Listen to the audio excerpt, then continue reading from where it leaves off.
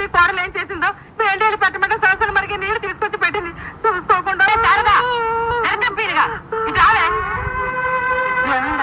ఏమే నీకేం పోయే కాలం వచ్చిందే నా కూతురు ఒళ్ళు కాల్చి చంపాలనుకుంటున్నావా చేయిబిట్టి చూడవే నీకే తెలుస్తుంది ఏది కాదే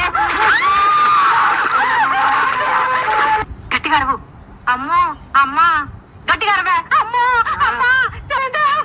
అమ్మా చేయి కాలిందే అయ్యో ఏమైందమ్మా ఏం కాలేదత్తయ్య నీళ్లు వేడిగా ఉంటే కొంచెం చన్నీళ్ళు కలిస్తే సరిపోతుంది